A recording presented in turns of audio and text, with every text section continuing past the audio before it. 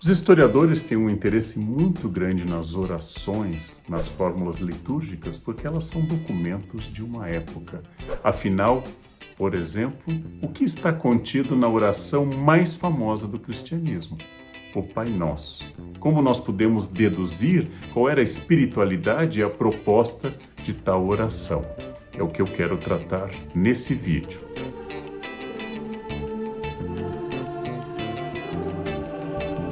Prazer carnal. O Antigo Testamento, aquela coleção de livros que para os cristãos prepara o Novo Testamento e a vinda de Jesus, o Antigo Testamento ensina dezenas de orações aos fiéis. Só para dar um exemplo bastante conhecido, os Salmos existem em grande quantidade e os Salmos são todos eles orações de penitência, orações de agradecimento, de louvor e assim por diante. O Novo Testamento, a coleção final da Bíblia cristã de 27 livros, que vai do Evangelho de Mateus até o Apocalipse, o Novo Testamento é mais escasso em orações. Na verdade, como fórmula, na verdade, como padrão de texto escrito de oração, o Pai Nosso é a única oração ensinada no Novo Testamento. Nós podemos encontrá-lo tanto no Evangelho de Mateus, como no Evangelho de Lucas. Uma oração curta, com 7 pedidos, e que tem uma profunda raiz judaica, mas contém algumas novidades. Vamos lá. Em primeiro lugar, Jesus rezou essa oração em aramaico, a sua língua de origem, sua língua materna. O hebraico já era uma língua litúrgica, de texto sagrado, e estava deixando há algum tempo já de ser uma língua materna, como continuará sendo uma língua litúrgica e de texto sagrado até o século XX, tal como aconteceu com o latim, que a igreja manteve, mas que deixou de ser falado e ensinado de mãe para os filhos, deixou de ser língua materna. Jesus falava uma língua semita, ou seja, bastante próxima do hebraico, que era o aramaico. E Jesus se refere ao Pai, a Deus, como Abba. Isto é uma revolução, não em todos os sentidos. Há uma tradição judaica mística, há uma tradição judaica nos essênios, que tem uma intimidade maior no trato com Deus. Há uma tradição judaica, talvez os fariseus, e Jesus tinha acabado de criticar as pessoas que multiplicam as palavras e usam muitas fórmulas de louvor. Há uma tradição de profundo respeito ao segundo mandamento, ou seja, de não tomar o santo nome de Deus em vão. E como tal, eu me refiro a Deus através de qualificativos para mostrar meu total respeito à figura divina, como o clássico Adonai. Adonai é uma referência a Deus e mostra que Deus tem poder, que Deus é sagrado, mas Jesus usa uma fórmula que não é estranha a algumas tradições judaicas, que é chamar Deus de Pai. E como tal, fazer uma referência direta a uma afetividade. E ao dizer em aramaico Pai, Pater Eron em grego, ele vai se referir a uma irmandade humana, porque qual é a nossa tradição? Se Deus é o Pai, todos nós humanos seríamos irmãos. O Pai Nosso, então, começa com uma afirmação da fraternidade humana contido nesse pronome possessivo, Pai Nosso, que estais no céu. Aqui uma outra observação importante. Para a maioria dos católicos, dada a tradução de São Jerônimo, o uso do latim nos textos da Bíblia, faz com que a Bíblia seja traduzindo utilizando o vós. Muitas tradições protestantes, não todas, preferem a tradução desde Lutero em diante para o tu. Ou seja, vocês vão encontrar Pai Nosso que estais nos céus, ou Pai Nosso que estás no céu. Santificado seja teu nome, ou santificado seja vosso nome. A diferença entre vós e tu está no uso intermediário do latim, da tradução direta do grego koiné, do grego comum, que Lutero fez com grande habilidade para, por exemplo, o alemão, ou que o famoso Ferreira de Almeida, o português que se usa até hoje com revisões à tradução, fez também do grego koiné para o português moderno. Bem, É irrelevante essa questão de vós e tu, não é o nosso objetivo não é a tradução do Pai Nosso. Mas primeira relação de Jesus com Deus, Pai, relação íntima. E é assim que ele se refere, tanto na fórmula fixa do Pai Nosso, como ele vai se referir na oração mais livre, mais de fluxo de consciência e de angústia, que é a do horto, quando Jesus está prestes a morrer na noite entre quinta e sexta-feira santa. Ou seja, lá também ele faz, Pai, afasta de mim este cálice.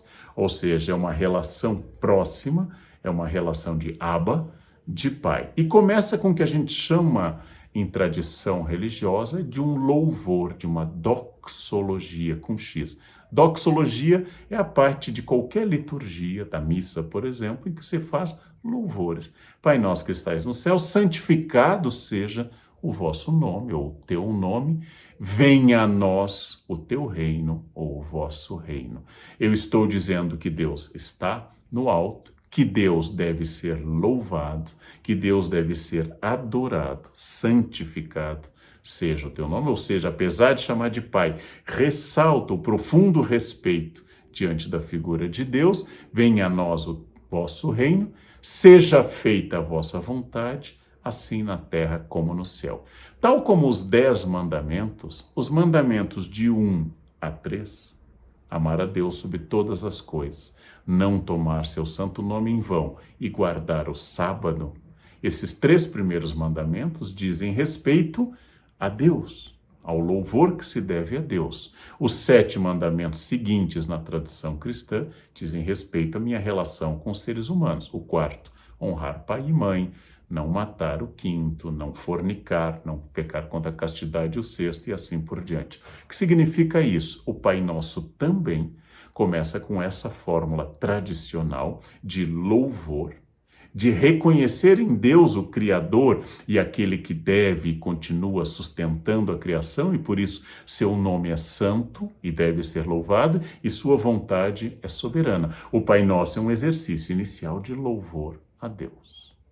Depois vem uma outra tradição judaica muito importante. Os judeus peregrinaram pelo deserto rumo à terra prometida, foram punidos em função da idolatria, passando uma geração, passando fome e sede no deserto, mas Deus os sustentou.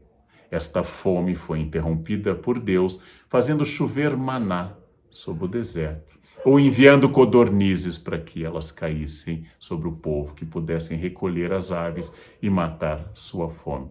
Outro pedido do Pai Nosso vem dentro dessa tradição. Eu reconheço que Deus é supremo, seu nome deve ser louvado, sua vontade é soberana, mas eu peço o pão nosso de cada dia. Dá-nos hoje, nos dai hoje. Eu peço que o pão seja dado, ou seja, reconheço uma instância material e reconheço que a misericórdia de Deus não é apenas pela salvação da minha alma, pelo louvor do próprio nome de Deus, mas pelo sustento do meu corpo. Então o Pai Nosso vai em um ponto muito prático, muito material, que é exatamente o pão nosso de cada dia, nos dai hoje.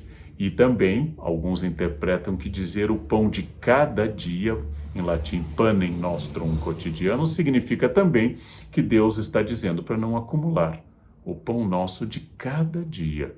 É a recomendação de Jesus no Pai Nosso. Não acumule nos nossos celeiros para 10 anos, mas o pão nosso de cada dia, cumprindo aquele modelo do Sermão da Montanha, que é buscar o modelo das aves do céu, que não plantam, não semeiam, mas todos os dias encontram alimento. Então, o pão nosso de cada dia nos dai hoje. E aí vem uma parte também importante: perdoai as nossas ofensas, assim como nós perdoamos a quem nos tem ofendido. A palavra, ao ser traduzido para o latim, assumiu a forma de debitorum nostrum, nossos débitos ou nossas dívidas. Algumas pessoas mais antigas rezavam o Pai Nosso no mundo católico: perdoai as nossas dívidas, assim como nós perdoamos aos nossos devedores. Não era uma referência à dívida, no sentido de dever algo para uma empresa, mas daquilo que eu deixei de fazer.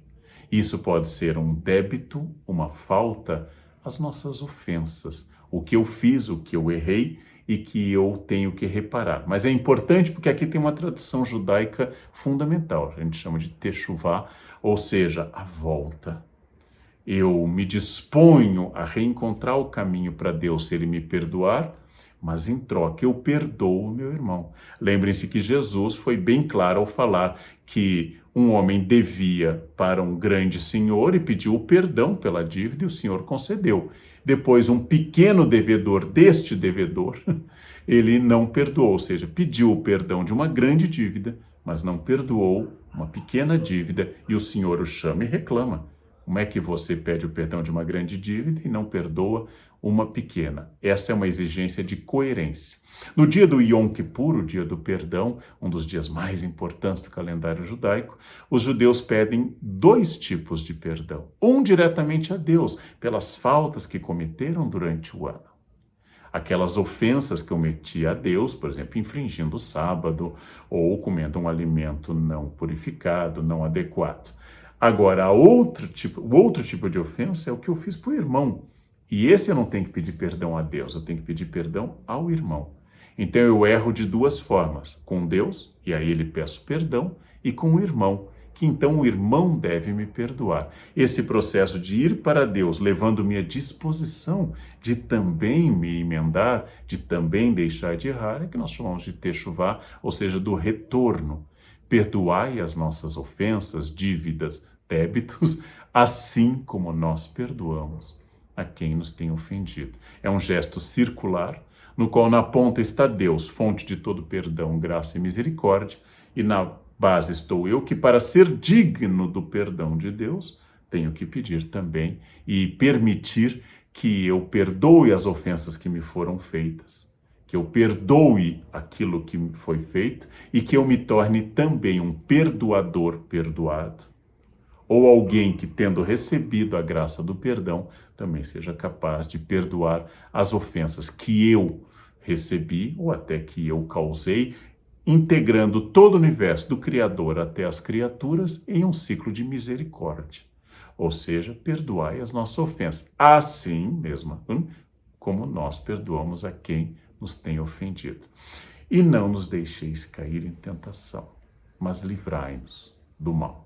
Significando, nesse caso, que eu peço também que Deus afaste do meu caminho a tentação. Aquela tentação do mal, do pecado, da infração dos mandamentos, os demônios que trazem as tentações, que Deus afaste e que nos livre de todo o mal.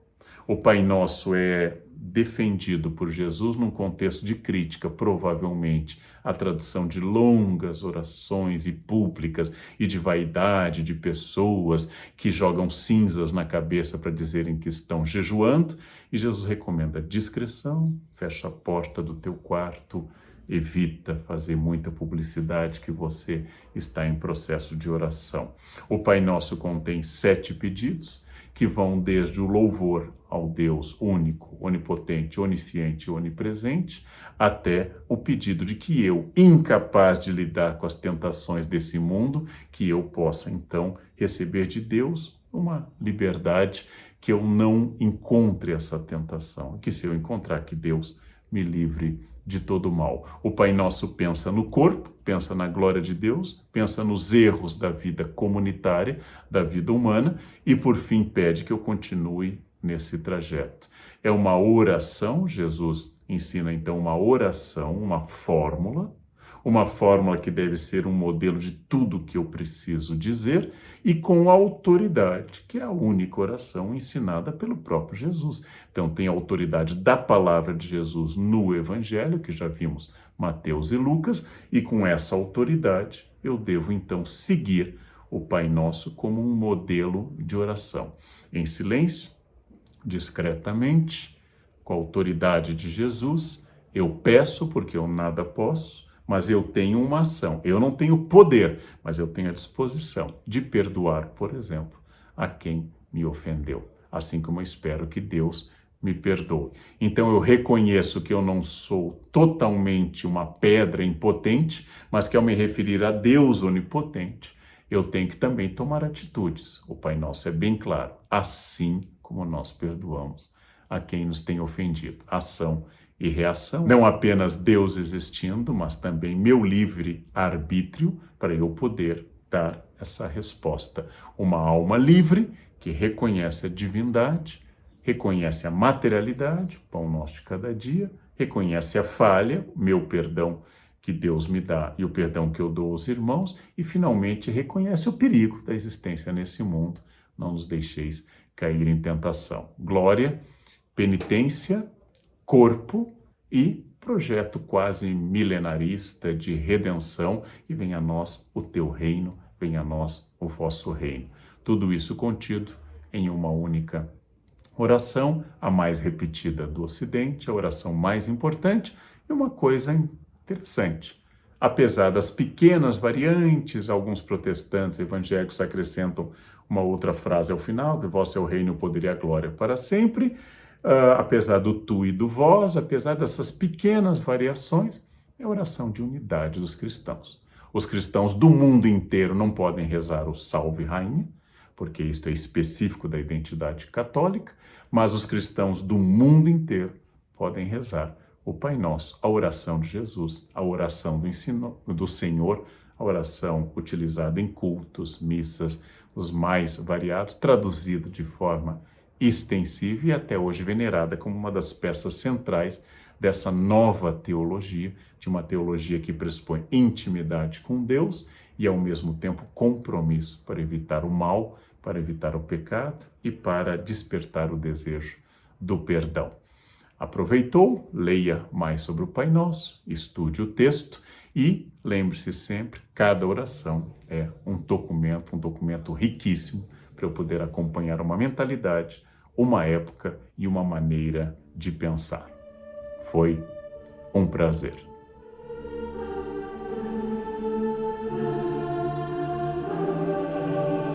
Prazer carnal.